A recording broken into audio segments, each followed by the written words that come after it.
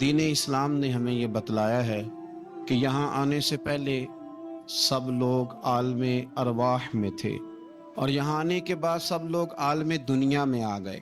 اس کے بعد جو آخری جہان ہے وہ عالم آخرت ہے، لیکن عالم دنیا اور عالم آخرت کے بیچ جو جگہ ہے اسے عالم برزخ کہا جاتا ہے۔ برزخ کا معنی تو پردے اور آڑ کے ہوتے ہیں، لیکن برزخ اس زندگی کو کہتے ہیں جو مرنے سے شروع ہو جاتی ہے اور قیامت کے قائم ہونے تک وہ زندگی انسان کے ساتھ رہتی ہے، اسے عالم برزخ کہا جاتا ہے۔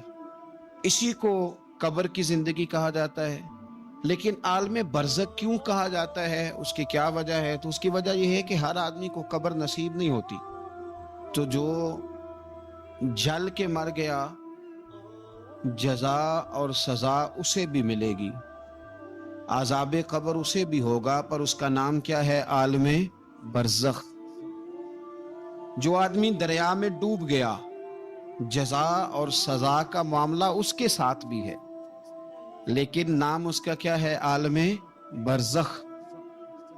نبی کریم صلی اللہ تعالی علیہ وسلم ارشاد فرمانے لگے، حضور فرماتے ہیں کہ ایک شخص نے وصیت کی تھی کہ جب میں مر جاؤں تو مجھے بڑا ڈر آتا ہے، میں اللہ کے حضور کس طرح کھڑا ہوں گا۔ اپنی اولاد سے کہنے لگا کہ اس طرح کرنا کہ میری لاش کو جلا دینا، پھر میری راکھ کو ہواؤں میں اڑا دینا، میں اپنے رب کریم کے سامنے کھڑا نہیں ہو سکتا۔ اس کے بچوں نے اسی طرح کیا۔ حضور صلی اللہ علیہ وسلم فرماتے ہیں پھر اللہ نے زمین کے ذروں کو حکم دیا اور زمین نے سارے ذرے اکٹھے کیے، پھر رب نے اسے زندگی دی اور پھر پوچھا یہ تو نے وصیت کیوں کی تھی؟ تو اس کرتا ہے اللہ میں تیرے سامنے کھڑا نہیں ہو سکتا تھا، مجھے اپنے اعمال کا پتہ تھا، تو میں ڈرتا تھا کہ کیا بنے گا۔ تو رب فرمائے گا فرشتوں میرا بندہ سچ کہتا ہے، اسے میرے فضل سے جنت عطا کر دو۔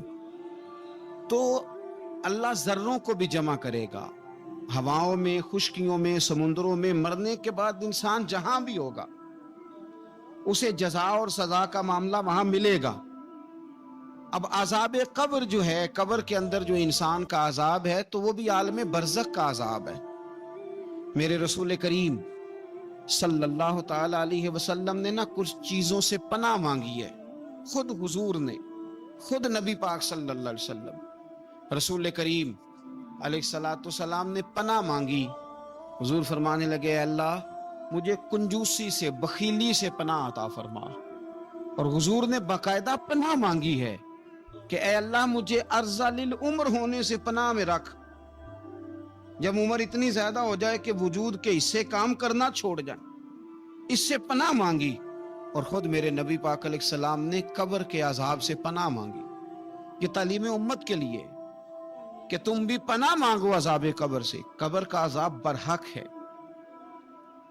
قبر کے لیے تیاری کر کے رکھنا، اپنی قبر کو یاد رکھنا، مر جانے کو یاد رکھنا۔ حضرت سعد بن معاذ رضی اللہ تعالیٰ عنہ کا جب جنازہ تھا تو صحابہ کرام فرماتے ہیں حضور نے نماز جنازہ کی امامت فرمائی تو قبر کے تیار ہونے میں کچھ دیر تھی، تو رسول کریم صلی اللہ علیہ وسلم زمین پر بیٹھ گئے اور ایک لکڑی سے حضور زمین کریدنے لگے، لکڑی سے۔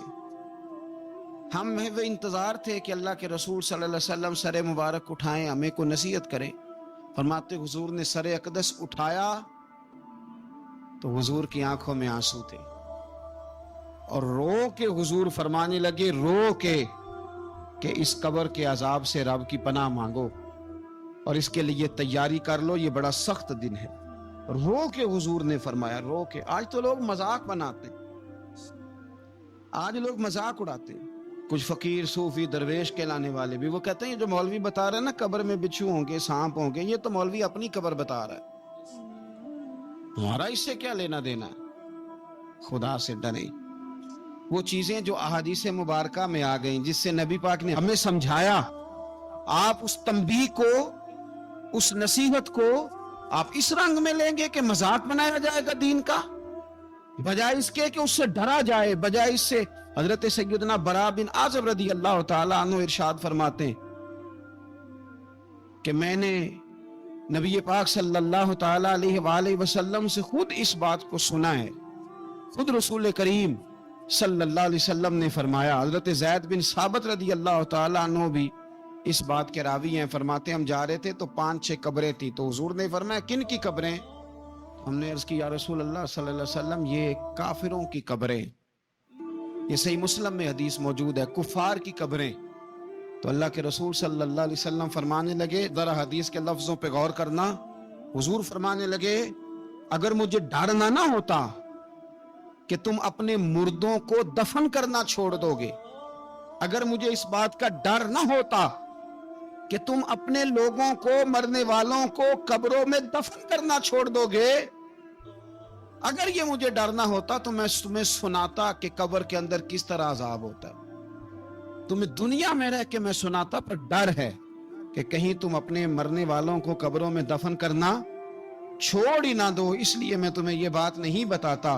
اور میرے رسول کریم صلی اللہ تعالی علیہ وآلہ وسلم نے پھر ارشاد فرمایا, اپنے غلاموں کی طرف نظر فرمائی یہ بات کہہ کے کہ اگر مجھے ڈر نہ ہوتا کہ تم دفن کرنا چھوڑ دو گے تو تمہیں میں سنا دیتا کہ قبر میں کیا عذاب ہوتا ہے.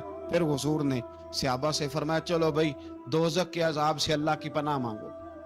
تو سب کہنے لگے ہم دوزخ کے عذاب سے اللہ کی پناہ مانگتے ہیں.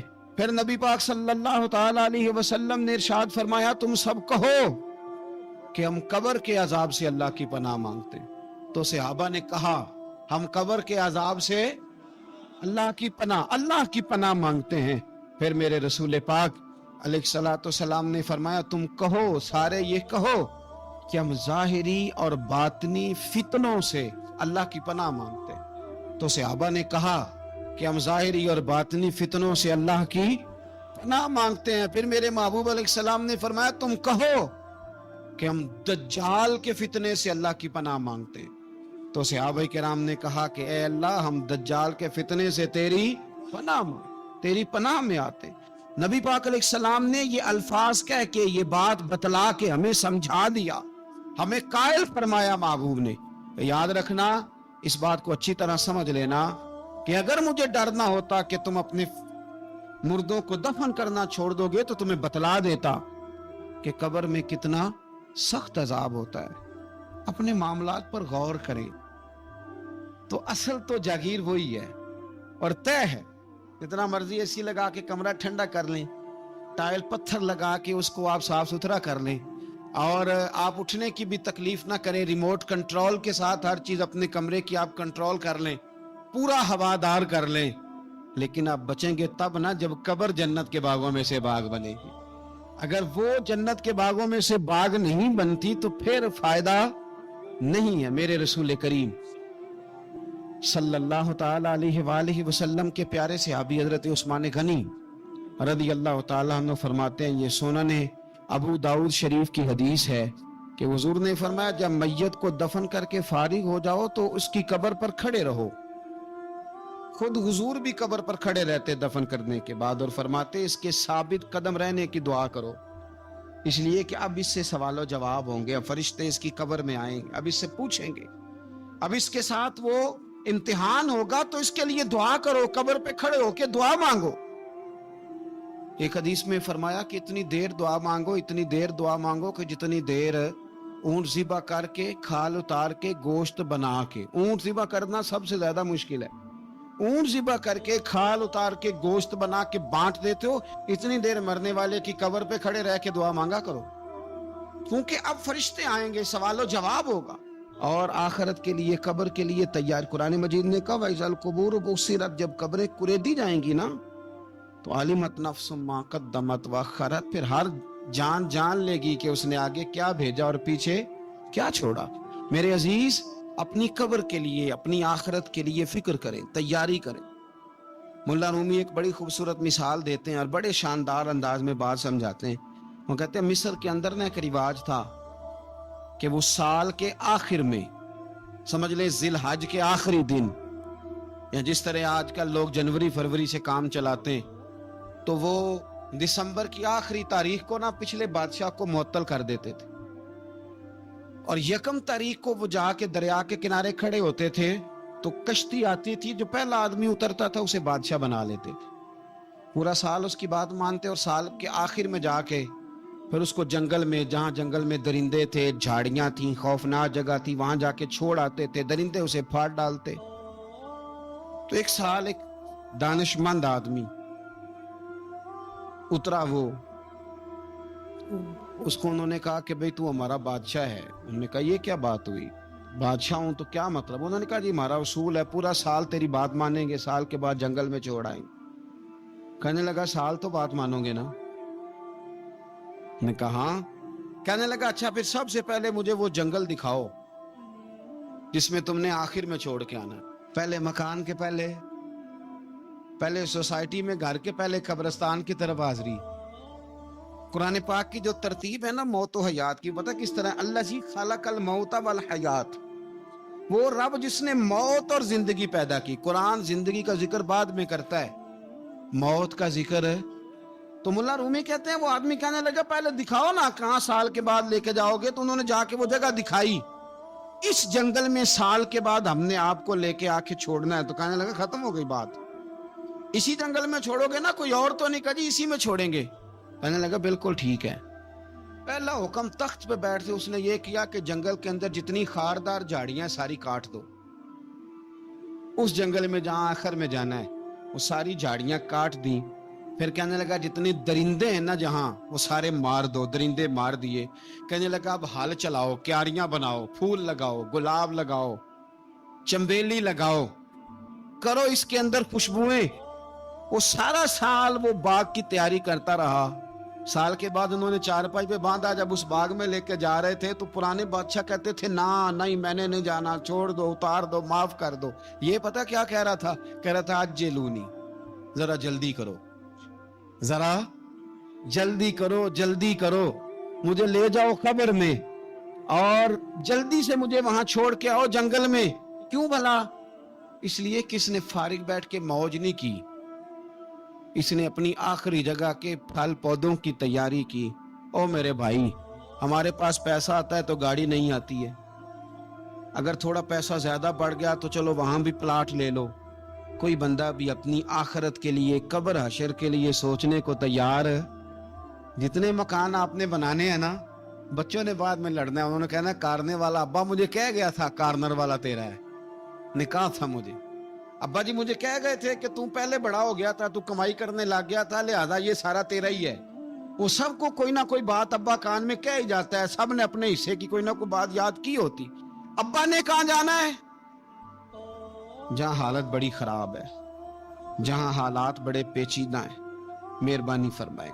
وہ جو تیاری ہے نا آخرت کی، یہاں رہ کے قبر کی تیاری کریں، یہاں رہ کے وہاں کے کیڑے مکوڑے ماریں، پھر وہاں جانے میں کوئی پریشانی نہیں ہوگی، پھر تو بندہ بھاگ کے جائے گا۔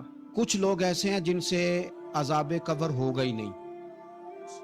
میرے رسول کریم صلی اللہ تعالی علیہ وسلم نے ارشاد فرمایا کہ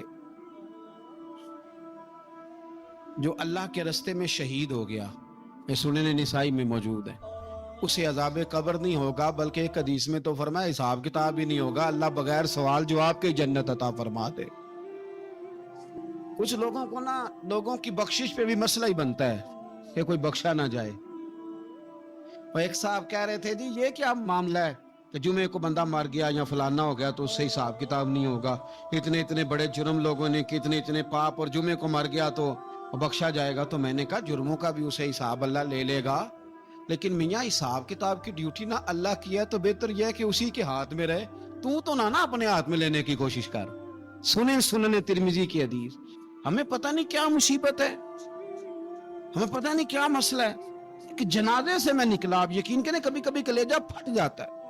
میں کہ جنازے سے نکلا تو میرے ساتھ ایک بندہ جنازہ پڑھ کے نکلا، تو کہنے لگا جی پیر صاحب دیکھیں آج کتنی دنیا آئی ہے، حالانکہ یہ بندہ اس طرح کا تھا، اس طرح کا تھا، اس طرح کا تھا۔ میں نے اسے کہا یار تجھے تو فکر ہی لگ گئی ہے کہیں جنت میں چلا ہی نہ جائے، شرم آنی چاہیے ہمیں۔ اللہ فرماتے ہیں جنت اتنی چوڑی ہے جتنے زمین و آسمان ہے، اس کی چوڑائی زمین اور آسمان کے برابر ہے، تو ہم تو اپنے علاوہ کسی کو جانے نہیں دینا چاہتے جنت میں۔ اور بس کریں، جنت خدا کا فضل ہے، اور اللہ فرماتے ہیں میرا فضل میں جسے چاہتا ہوں عطا کرتا ہوں۔ یہ سنن ترمذی کی حدیث اور اس کے راوی حضرت عبداللہ ابن عمر رضی اللہ تعالیٰ عنہ، نبی پاک علیہ السلام نے فرمایا جو مسلمان جمعے کے دن یا جمعے کی رات کو فوت ہو اس کو اللہ تعالیٰ قبر کی آزمائش سے محفوظ رکھتا ہے۔ جو جمعے کی رات فوت ہو جائے یا جمعے والے، یعنی جمعے رات اور جمعے کی درمیانی رات چلا جائے یا جمعے والے، تو اللہ اسے عذاب قبر سے، تو میرے عزیز جو بندہ شہید ہو اس سے عذاب قبر نہیں ہوتا، جو آدمی جمعے کے دن یا جمعے کی رات چلا جائے اسے بھی عذاب قبر نہیں ہوتا۔ اور میرے رسول کریم صلی اللہ تعالیٰ علیہ وسلم نے فرمایا جو بندہ ایک دن اور ایک رات، یہ حدیث صحیح مسلم میں، سنن ترمذی میں، مصنف عبد الرزاق میں موجود ہے، ایک دن اور ایک رات اللہ کی رضا کے لیے اسلامی سرحد پہ پہرا دے۔ میں اور آپ سوئے ہوئے ہیں لیکن وہ لوگ جو فوجی بارڈروں پہ کھڑے ہیں، دیکھو مدینے والے محبوب کس کس پہ کرم فرماتے ہیں۔ ساری عمر نہیں، 24-25 سال کی سروس نہیں، فرمایا ایک دن اور ایک رات اللہ کی رضا کے لیے جو اسلامی سرحد پر پہرا دے، مسلمانوں کو کافروں سے بچائے، رب اسے عذاب قبر نہیں دے گا، اسے اللہ تعالیٰ اپنے فضل سے معاف فرما دے گا۔ ایک رات اور ایک، تو آپ کیا سمجھتے ہیں کہ ان فوجیوں کی کوئی چھوٹی شان ہے؟ ان کا کوئی چھوٹا مرتبہ ہے؟ ایک دن اور ایک رات اگر یہ پہرا دیں تو اللہ انہیں اتنا انعام عطا کرتا ہے۔ اسی طرح سن لو، یہ ذرا غور سے سننا، ابن ماجہ کی حدیث اور اس کے علاوہ مسند ابو یعلا میں موجود حدیث کے راوی حضرت ابو ہریرہ رضی اللہ تعالی عنہ، حضور صلی اللہ تعالی علیہ وسلم نے فرمایا جو شخص بیماری سے فوت ہوا،